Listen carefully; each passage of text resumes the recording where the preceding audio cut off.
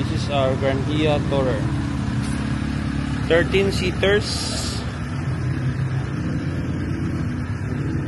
with spacious interior. 13 seaters, individual seats with armrests,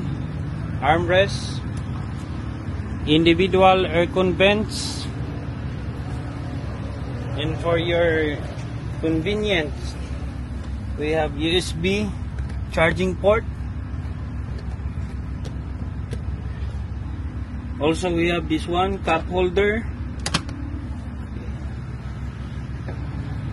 So this is a Grandia Tourer High Ace, 13 seaters with driver only. So the rate for this one is starting at 3,500 per day with driver exclusive of fuel.